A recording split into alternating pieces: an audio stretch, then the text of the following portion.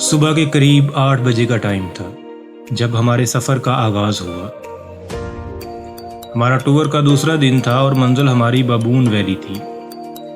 जैसे ही हम होटल से थोड़ा आगे बढ़े तो हमें रास्ता देखकर मालूम हो गया कि यह सफ़र हमारी ज़िंदगी का यादगार सफ़र साबित होगा।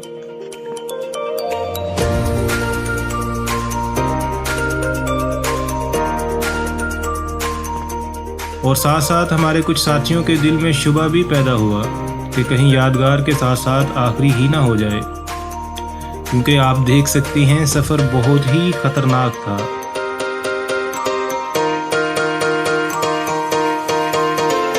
इसमें कोई शक नहीं कि एडवेंचर पसंद लोगों के लिए ये सफ़र बहुत ही ज़्यादा एक्साइटमेंट से भरा हुआ था, क्योंकि ये सिंगल रोड है और वो भी मिट्टी का, जिसमें फिसलन बहुत ज़्यादा थी।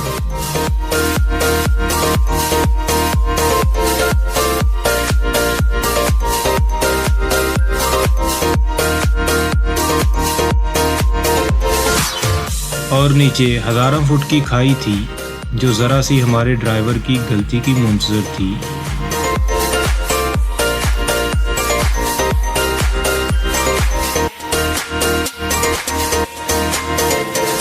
मगर शुक्र है हमारे हिस्से में जो ड्राइवर आया वो बहुत ही समझदार और होशियार ड्राइवर था। इसने साथियों को हौसला दिया, साथ ही साथ सर योगी नईम ने तमाम साथियों को पॉजिटिव रहने को कहा।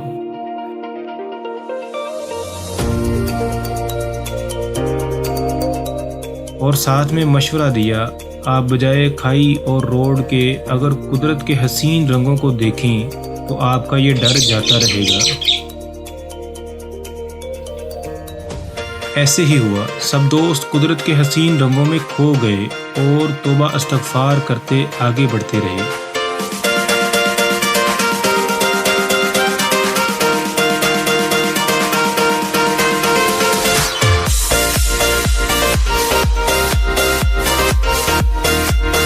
आगे चल के हम एक आबशार नुमा चश्मे पर जा पहुँचे।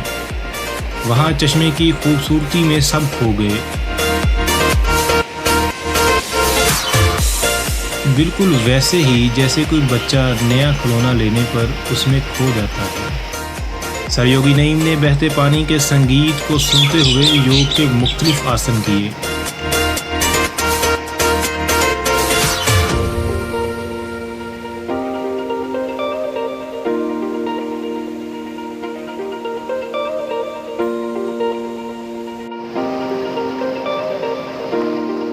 और कुछ देर मेडिटेशन भी की। कुछ वक़्त यहाँ गुजारने के बाद हम फिर अपनी मंजिल की जानिब बढ़ने लगे। फिर से हमारा इन्हीं पथरीले रास्तों से सामना होने लगा।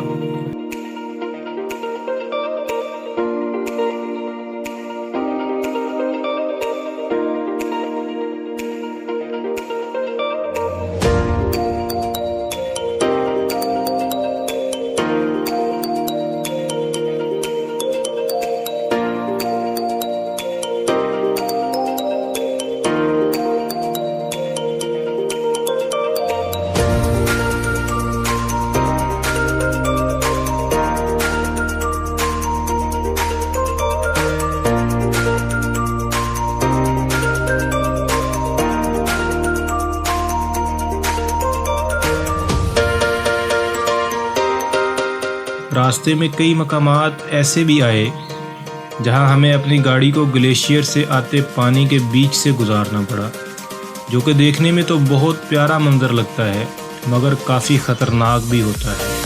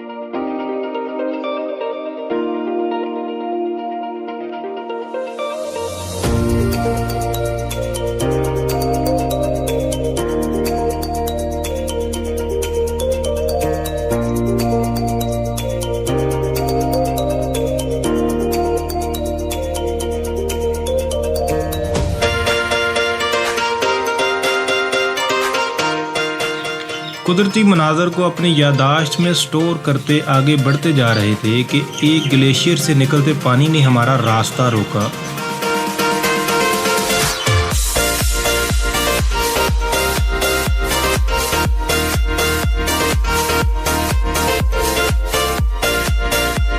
और हम वहाँ रुककर उस माहौल से लुत्फ़ अंदोज़ होने लगे।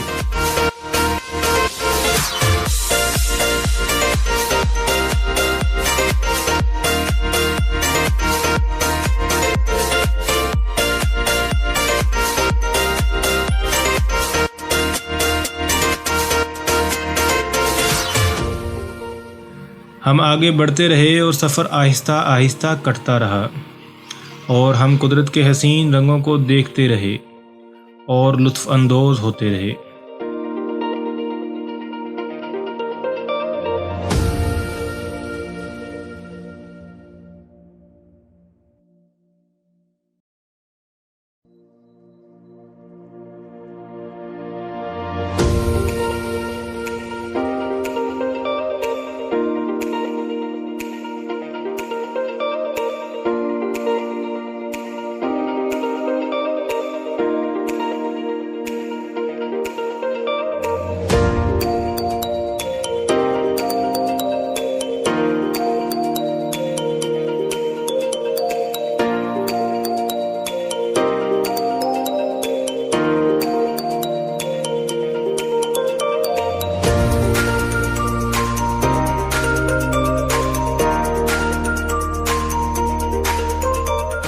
और आखिरकार हम जा पहुँचे बाबून वैली, जिसका हमें शिद्दत से इंतज़ार था।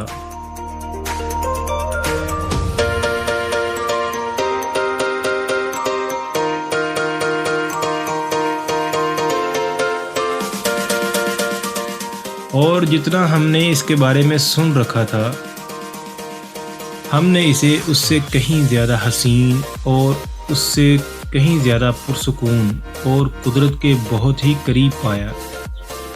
वहाँ पहुँचते ही यूँ लगा जैसे किसी नई दुनिया में आ गए हैं हम।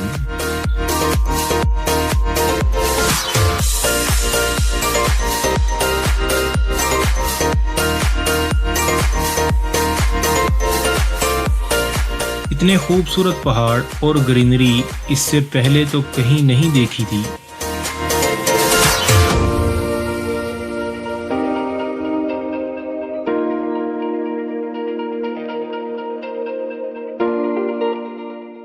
हम तो इसमें ऐसे खो गए जैसे कोई आशिक अपनी महबूबा की आंखों में खो जाता है।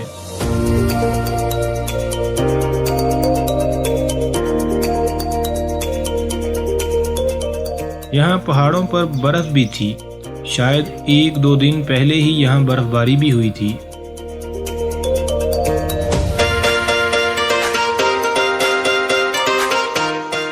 यहाँ बर्फ में हमें खूब मस्ती करने का मौका मिला। कुदरत ने वाकई ही वादिये बेबून को दुल्हन की तरह सजा रखा था। जिंदगी के हसीन तरीन लम्हात अपनी यादों में स्टोर करने के बाद हमने वापसी की राह ली और रास्ते में ग्लेशियर से बहते पानी पर एक ढाबे के करीब जा रुके। वक़्त काफ़ी गुजर चुका था तो पेट भी डिमांड कर रहा था, भाई मुझे कुछ खिलाओ, मेरा तो ऐसे गुजारा नहीं।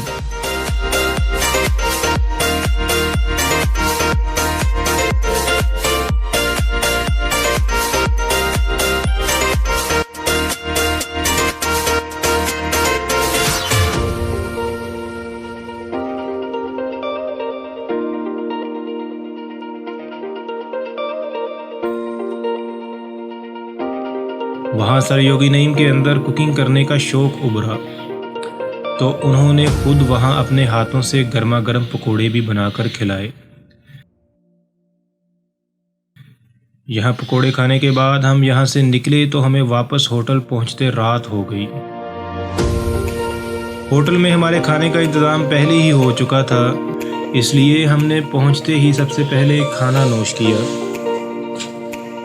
मतलब यार हाथ मुंह धो के उसके बाद, क्योंकि भूख बहुत ज़्यादा शिद्दत इख्तियार कर चुकी थी।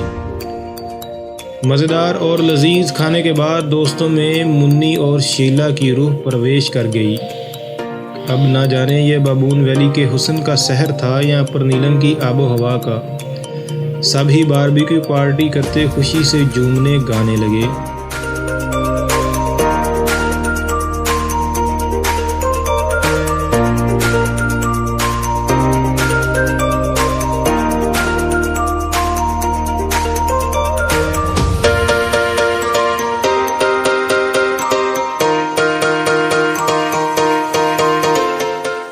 तो ये थी हमारे दूसरे दिन की एडवेंचर से भरपूर दास्तान।